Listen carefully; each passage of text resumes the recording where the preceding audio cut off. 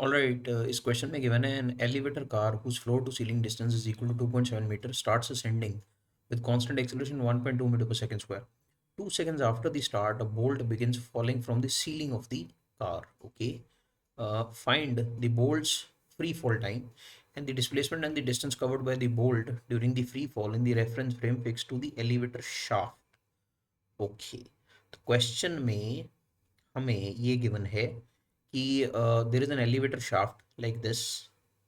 Let's say this is an elevator shaft और इसके अंदर there is an elevator, moving elevator. Let's say this is the moving elevator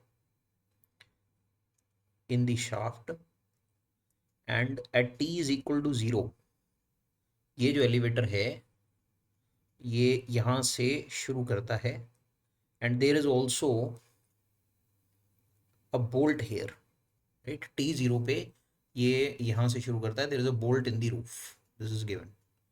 okay, और ये भी given है कि एलिवेटर जो है उसके पास कुछ एक्सेलरेशन है in the upward direction that is 1.2 metre per second square. So this here that we have drawn is the elevator shaft. This is the elevator shaft जिसमें एलिवेटर मूव करता है, राइट? अब t0 पे इसने अपना motion शुरू किया and remember ये जो एलिवेटर शाफ्ट का रेफरेंस फ्रेम दिया गया है ये ग्राउंड का रेफरेंस फ्रेम होगा, right? So we are also given a reference frame of ground here fixed to the elevator shaft, and then there is an elevator reference frame as well. t0 पे ये कहानी यहाँ से शुरू हुई है. there is a reference frame here which is the elevator reference frame जो elevator के साथ attached है. तो मैंने दो ऑब्जर्वर बनाए, एक ग्राउंड के रेफरेंस फ्रेम का ऑब्जर्वर और एक एलिवेटर के रेफरेंस फ्रेम का ऑब्जर्वर. अब हुआ ये है कि 2 seconds तक this has moved up, accelerated up, right? And 2 second पे ये जो बोल्ट है ये अपना फ्री फॉल शुरू करता है. So bolt starts free fall here. यहाँ पे बोल्ट जो है t is equal to 2 seconds पे,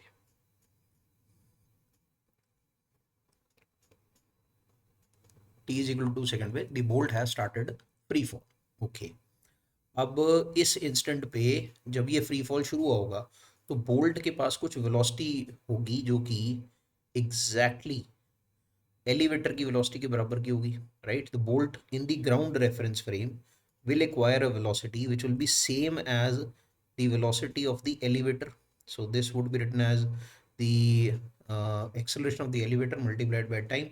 तो अगर हम ग्राउंड के रेफरेंस फ्रेम से देखेंगे तो ये जो बोल्ट है जिस वक्त ये रिलीज हो रहा है इसकी जो वेलोसिटी है this come out to be 1.2 multiplied by 2. This is 2.4 metre per second. ये वेलोसिटी इसने एक्वायर कर रखी है इस इंस्टेंट पे. अब हुआ ये है कि ये एलिवेटर में ही मूव करते हुए ये एक्सेलरेट करते हुए ऊपर जा रहा था एलिवेटर एंड अब ये फ्री फॉल में हो गया और eventually it reaches the ground, means the floor of the elevator. So यहाँ पे ये फ्लोर को हिट कर गया. This is the scenario that we have drawn here. So what is actually happened is हमने जो एज्यूम किया है उसके हिसाब से ये पूरा फ्लोर ही ऊपर चला गया था, इसके रूफ को भी क्रॉस कर गया और यहाँ पे आके ये हिट कर गया है. Okay, so in the reference frame of the elevator अगर हम देखें तो इसने कितनी डिस्प्लेसमेंट करी है? आई थिंक इसने जो डिस्प्लेसमेंट करी है वो तो जो एलिवेटर के अंदर का बंदा वो तो यही कहेगा कि ये जो इसकी रूफ से नीचे आया है. So the displacement of the bolt, the displacement of the bolt with respect to the elevator will be equal to the height of the elevator itself, right? I think this is very much understandable from the elevator's point of view. देखिए जो elevator का reference frame होगा उसका जो observer होगा वो तो यही कहेगा ना अपने से, this observer. Okay, just think of the elevator reference frame observer कि वो क्या कहेगा. वो ये कहेगा कि रूफ से ये जो बोल्ट है ये फ्लोर को हिट किया है, तो उसके रेफरेंस फ्रेम में जो उसने डिस्प्लेसमेंट करी है that will be the height of the elevator. अब पहला जो पार्ट है उसमें हमें बोल्ट का फ्री फॉल टाइम बताना है, तो बहुत स्ट्रेट फॉरवर्ड ही क्वेश्चन है, रिलेटिव मोशन का क्वेश्चन है. तो आप in elevator reference frame discuss करें पहले तो acceleration of the bolt with respect to the elevator, जो vectorically acceleration of the bolt in ground reference frame minus the acceleration of the elevator in ground reference frame से आ जानी चाहिए. अब acceleration of bolt in ground reference frame is g, remember, और इन दोनों एक्सेलरेशंस में angle कितना है, वो है 180 डिग्री।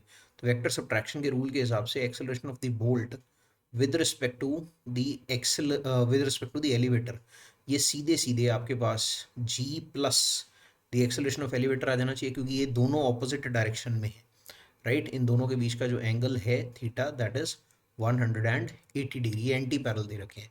तो मैंने वेक्टर के लॉज को यूज़ किया, वेक्टर सब्ट्रैक्शन का लॉ, तो सीधे सीधे मेरे पास ये value 9.8 plus I think lift की एलिवेटर की जो एक्सेलरेशन है that is given to us as 1.2, so this comes out to be 11 metre per second square. ये रिलेटिव एक्सेलरेशन आ गई है बोल्ट की विद रिस्पेक्ट टू एलिवेटर। तो अब एलिवेटर के रेफरेंस फ्रेम में हम सिंपली फॉर्मूला लगा सकते हैं, displacement of the bolt in the elevator reference frame it is half, क्योंकि इनिशियल वेलोसिटी तो जीरो ही है, एलिवेटर के पास जो वेलोसिटी एलिवेटर की थी वही बोल्ट की थी initially, T is equal to 2 second पे। और यहाँ से यहाँ तक का मतलब मैं ये इंस्टेंट जो है इसको कुछ टी अगर मान लो तो ये t-2 होगा, तो मैं ये डेल्टा टी कंसिडर कर रहा हूँ। तो half into acceleration of bolt with respect to elevator into delta T और इसका स्क्वायर। सो यहाँ से आपके पास रीअरेंज करेंगे तो delta T when bolt hits the floor of the elevator, this will come out to be 2 times displacement of the bolt with respect to the elevator divided by the acceleration of the bolt with respect to the elevator and its under root। बस rearrange किया इस फॉर्मूले को और अब आप इसमें values fill करें। This is 2 into displacement of the bolt with respect to elevator is the height of elevator जो कि 2.7 मीटर गिवन है, डिवाइड कर दीजिए with acceleration of the bolt with respect to elevator जो आपने निकाली 11, so this it's under root, this comes out to be equal to I think ये आपके पास आ जाएगा,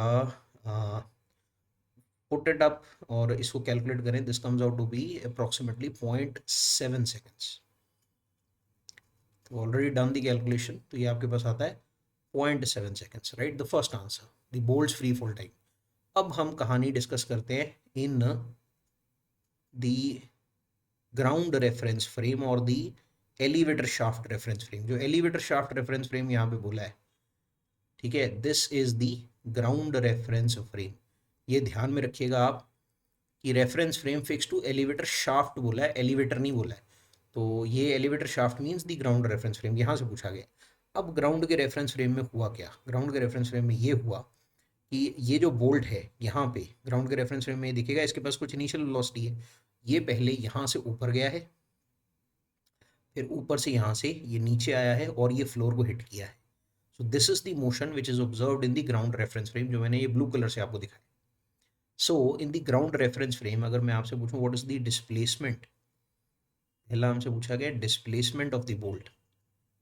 तो displacement of the bolt will come out to be this is SB, this is displacement of the floor of the elevator.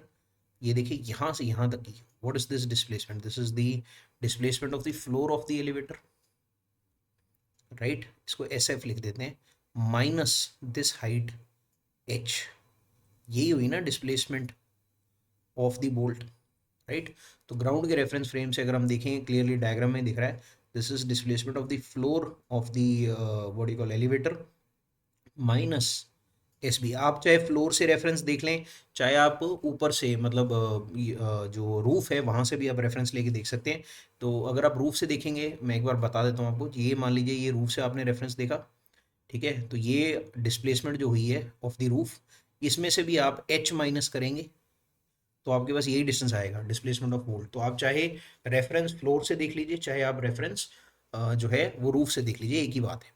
तो ये करने के बाद अब आप इसमें वैल्यूज फिल इन करेंगे, तो ध्यान रखिएगा डिस्प्लेसमेंट ऑफ द फ्लोर, अब फ्लोर जो है ना वो पहले से ही एक्सेलरेटेड था इस पॉइंट पे, उसके पास कुछ वेलोसिटी है which is the velocity of the elevator जो हमने निकाल रखी है 2.4 मीटर पर सेकेंड। तो आप यहाँ पे फॉर्मूला लगाएंगे, this is displace initial velocity और rather the velocity of the elevator multiplied by delta t plus half into acceleration of the elevator into delta t and its square। और इसमें से अब आप माइनस करिए दी माई मिस्टेक, यहाँ मैंने SB लिख दिया था, this is height of the elevator. ध्यान रखिएगा मैंने यहाँ पे गलती करी है, this is the height of the elevator, ये माइनस करना है हमें। डायग्राम में मैंने सही एक्सप्लेन किया था, अब ध्यान रखिएगा इसका कि displacement of the bolt is displacement of the floor minus the height of the elevator. So ये करने के बाद आपके पास ये आ जाएगा एस बी। ओके, तो अब वैल्यूज फिल किए, ये हमने निकाला है, this is the displacement of the floor minus the height of the elevator. Simply fill in the values. जब आप वैल्यूज फिल इन करते हैं, वेलोसिटी ऑफ द एलिवेटर हमने निकाली थी, this was 2.4 multiplied by delta T, अभी ऊपर solve किया है 0.7 plus half into acceleration of the elevator is 1.2, delta t is again 0.7, its square minus this is 2.7 meters। तो जब आप इसको पूरे को सॉल्व कर लेंगे, this will come out to be, देखिए ये पूरी वैल्यू नेगेटिव में आ रही है, -0.726 मीटर्स। अब इसका क्या मतलब है, ये नेगेटिव साइन का क्या मतलब है? नेगेटिव साइन का मतलब है कि एक्चुअल में जो बोल्ट है, ठीक है, वो ऊपर नहीं गया, वो थोड़ा सा नीचे आया है अपनी पोजीशन से। सो बेसिकली हुआ ये है दैट एक्चुअली जो बोल्ट है, ठीक है, ये ठीक है आपने यहाँ तक सही बनाया है, इसके बाद कुछ चेंज हुआ है। चेंज ये है कि ये अपनी एक्चुअल पोजीशन से ऐसे नीचे की तरफ आया है, राइट। तो जो एक्चुअल डिस्प्लेसमेंट हुई है इस रेफरेंस लेवल से, वो नीचे की तरफ हुई है, like this is the actual displacement of the bolt. Okay, so यहाँ पे थी रूफ इनिशियली, यहाँ पे है floor, right. Here was the roof जहाँ से वो शुरू हुआ, और यहाँ पे है फ्लोर। सो लिफ्ट जो है वो अभी पूरी तरह से फ्लोर को ओवरटेक नहीं कर पाई है। जो फ्लोर है वो एक्चुअली अपने लिफ्ट वाले पूरे लेंथ को क्रॉस नहीं कर पाया, ओवरलैपिंग है। तो सिनेरियो ऐसे है, अगर आप डायग्राम में देखना चाहेंगे, ये सिनेरियो ऐसे है कि ये अभी पूरी तरह से क्रॉस नहीं कर पाया, ऐसा सिनेरियो था, और ये हिट कर गया है, right. So this is the scenario. अब एनी हाउ आप सिर्फ ये ध्यान में रखिए कि ये डाउनवर्ड डायरेक्शन में, इस वजह से नेगेटिव का साइन आया। अब पूछा जाएगा कि इसने डिस्टेंस कितना कवर किया, सेकेंड पार्ट भी था, हमसे ये भी पूछा गया है what is the distance of the bolt. तो बोल्ट ने डिस्टेंस कितना कवर किया, अब वो क्लियर ही है। देखिए ये पहले ऊपर गया होगा, यहाँ पे बोल्ट की वेलोसिटी 0 ही होगी, और फिर यहाँ तक आया होगा। सो this is the height that the bolt has acquired above the point. ये अगर हम ग्राउंड से देखें, ग्राउंड के रेफरेंस फ्रेम से, तो ये अपने इनिशियल पॉइंट ऑफ प्रोजेक्शन से, जब ये रिलीज हुआ ना यहाँ से लेफ्ट से, तो ग्राउंड के रेफरेंस फ्रेम में इसके पास इनिशियल वेलोसिटी है अपर डायरेक्शन में, तो ये ऊपर गया, रुका, और फिर वापस आया। तो ये ऊपर जाके जब रुका, तो जो इसने डिस्प्लेसमेंट करी, that is H P. So this is simply velocity of the bolt, इसका स्क्वायर डिवाइडेड बाय 2g। हम V square minus U square equal to S लगाएं, रीअरेंज करें, ये हमारे पास डिस्टेंस आ गया, और इसमें आप ये एस बी ऐड कर दें, तो जो डिस्टेंस है, actual distance covered by the bolt will be the mod of the displacement of the bolt plus 2 times the height gained by the bolt to reach the top, right। तो ये आप इसमें values fill करें, this is S B का mod plus 2 times ub square by 2g, and now fill the values। S B की value आपको given है 0.726, और इसमें आप ऐड कर दें 2 times दिस इज 2.4, इसका स्क्वायर डिवाइडेड बाय 2 इंटू 9.8। तो बस अब आप इसे सॉल्व करेंगे तो आपके पास ये आंसर आता है अप्रॉक्सीमेटली 1.3 मीटर्स, 1.31 समथिंग आ रहा है। तो this is 1.3 metres, this is the distance covered by the bolt. Okay, so ये हमें क्वेश्चन पूछा गया था कि what is the free fall displacement and distance covered by the bolt during the free fall in the reference frame fix to the elevator shaft. ये ध्यान में रखिएगा, एलिवेटर शाफ्ट बोला गया, तो यानी ग्राउंड के रेफरेंस फ्रेम में ऑब्जर्वेशन आपसे पूछी गई है।